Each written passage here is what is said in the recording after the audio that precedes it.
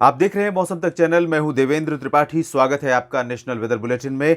इस समय उत्तर भारत में फिलहाल कोई सक्रिय सिस्टम नहीं है। पूर्वी भारत में पूर्वी उत्तर प्रदेश, एडजॉइनिंग बिहार और आसपास के क्षेत्रों पर एक सर्कुलेशन दिखाई दे रहा है। पहले से अरुणाचल के बीच और कोंकण गोवा के बीच एक ट्रफ बना हुआ था, जिसकी वजह से थोड़े से मॉइस्चर का आना यहां पर जारी था सेंट्रल इंडिया और ईस्ट इंडिया में। फिलहाल वो अभी कमजोर है और इसके साथ एक बड़ा प्रोमिनेंट वेदर सिस्टम बंगाल की खाड़ी पर उभर रहा है और ये है लो प्रेशर। और इसका असर दक्षिण भारत के क्षेत्रों पर किस तरह से पड़ेगा, किन इलाकों पर पड़ेगा, आइए अगली स्लाइड में जानेंगे। उत्तर भारत में फिलहाल कोई स्ट्रांग वेदर सिस्टम डब्ल्यूडी के रूप में या फिर इंड्यूस्ड सर्कुलेशन के रूप में अभी फिलहाल नहीं बन रहा है। तो इन स्थितियों के बीच में कहां पर बारिश होने की संभावना है और कहां पर लू चलने के आसार हैं, आइए जानते हैं। दक्षिण भारत की तरफ से शुरुआत करेंगे, जहां पर प्री मॉनसून सीजन का जो प्रभाव है वो काफ़ी ज़्यादा होता है। जिस तरह से पूर्वी भारत के क्षेत्रों में काफ़ी ज़्यादा बारिश और प्री मॉनसून की जो थंडर स्टॉर्म या लाइटनिंग डस्ट स्टॉर्म की एक्टिविटीज़ होती हैं, लगभग उसी तरह से काफ़ी ज़्यादा बारिश होती है। केरल में भी होती है, तमिलनाडु में भी काफ़ी बारिश होती है। और इस समय जो लो प्रेशर सिस्टम बंगाल की खाड़ी में उभर रहा है, ये सिस्टम आगे बढ़ते हुए साउथ पेनिनसुलर रीजन पर अपना असर दिखाना शुरू कर चुका है। बादल यहां पर तमिलनाडु और केरल के तमाम इलाकों पर दिखाई देने लगे हैं और पूर्वी हवाएं धीरे धीरे और स्ट्रांग होने लगी हैं और इनके साथ मॉइस्चर पहुंच रहा है। तो यहां बढ़ते हुए तापमान के बीच और बढ़ते हुए मॉइस्चर के बीच में बादलों का ज़्यादा आना ज़रूर होगा और इसी के चलते यहाँ पर बारिश की गतिविधियाँ बढ़ेंगी। हालांकि 17 मार्च को देश भर में जो मौसम का मौसम का पूर्वानुमान, इसके मुताबिक अगर मैं बात करूँ तो 17 मार्च को तमिलनाडु के दक्षिणी इलाकों में कहीं कहीं पर और केरल में कुछ स्थानों पर हल्की वर्षा रिकॉर्ड की जा सकती है। ज़्यादा बारिश अभी फिलहाल नहीं होगी, कुछ दिन का और इंतज़ार करना पड़ेगा साउथ पेनिनसुलर रीजन में। उसके बाद निश्चित रूप से बारिश की गतिविधियाँ बढ़ने वाली हैं, जो कि भारत में मानसून का वेलकम करने वाला पहला रीजन होता है केरल। तो यहाँ पर अभी प्री मानसून का काफ़ी अच्छा प्रदर्शन देखने को मिलना है या देखने को मिलता है आमतौर पर। तो यहाँ जो सिस्टम उभर रहा है वो जल्द ही यहाँ पर काफ़ी ज़्यादा इम्पैक्ट डाल सकता है। साउथ कोस्टल कर्नाटक और एडजॉइनिंग पार्ट्स में कहीं कहीं पर हल्की वर्षा हो सकती है। मैंगलोर से लेकर मैसूरू के बीच में कहीं कहीं पर हल्की बारिश हो सकती है। बाकी साउथ इंटीरियर कर्नाटक और नॉर्थ इंटीरियर कर्नाटक, तेलंगाना, साथ ही साथ रायलसीमा और उत्तरी तटीय आंध्र प्रदेश, सभी जगहों पर ड्राई और शुष्क मौसम, ड्राई और क्लियर वेदर रहेगा।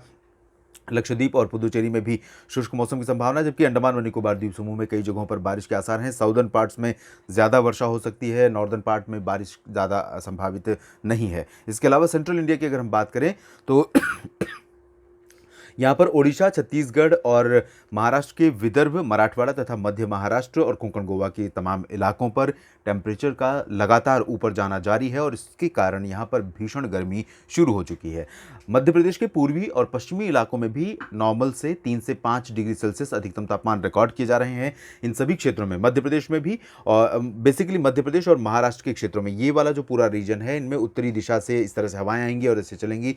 तो इन उत्तरी दिशा की हवाओं के कारण हवाओं की स्पीड भी काफ़ी ज़्यादा होगी और ये क्लियर और ड्राई होंगी। ऐसे में ब्राइट सनशाइन यहाँ पर रहेगा।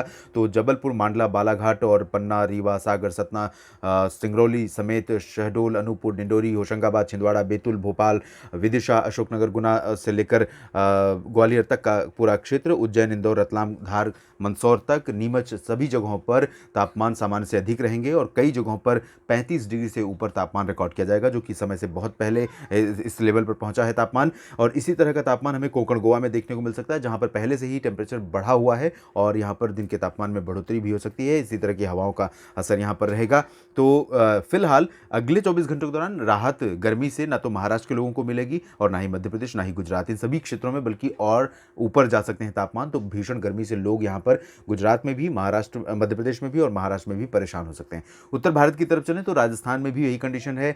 अभी तक तापमान बढ़े थे पूर्वी और दक्षिण पूर्वी हिस्सों में, साथ ही दक्षिण पश्चिमी हिस्सों में। अब अनुमान ये है, आशंका ये है कि उत्तरी क्षेत्रों में भी, क्योंकि कंसिस्टेंटली ड्राई और क्लियर वेदर है, धूप का असर बढ़ता जा रहा है और हवाओं में जो ठंडक थी वो अब कम होने लगी है उत्तर भारत के पहाड़ों से आने वाली हवाओं में। तो इसकी वजह से चूरू, गंगानगर, हनुमानगढ़, बीकानेर, जयपुर, अलवर, अजमेर और भरतपुर, झुंझुनू, सवाई माधोपुर, इन सभी क्षेत्रों में भी तापमान में बढ़ोतरी दर्ज की जाएगी। ऑलरेडी ऊपर है और ऊपर यहाँ पर तापमान जा सकते हैं। न्यूनतम तापमान भी बढ़ने लगे हैं। पंजाब, हरियाणा, दिल्ली, उत्तर प्रदेश में भी इसी तरह की स्थितियां रहने की संभावना है। कोई भी शहर ऐसा नहीं होगा यहाँ यहाँ पर जहाँ सामान्य से नीचे तापमान हो, चाहे वो मिनिमम है या मैक्सिमम, सभी जगहों पर तापमान सामान्य से ऊपर रिकॉर्ड किए जा रहे हैं और बढ़ने की संभावना भी है। उत्तराखंड, हिमाचल और जम्मू कश्मीर में भी ड्राई वेदर रहेगा। यहाँ पर भी दिन और रात के तापमान सामान्य से ऊपर रह सकते हैं और गिलगित बाल्तिस्तान, मुजफ्फराबाद से लेकर लद्दाख के बीच में भी ड्राई वेदर एक्सपेक्टेड है। यहाँ पर 18 मार्च के आसपास एक WD आने वाला है और उसका असर 19 मार्च से हो सकता है होली के बाद दिखाई दे। तो कुछ इलाकों में, पहाड़ों पर और मैदानी इलाकों में भी मौसम थोड़ा सा करवट ले,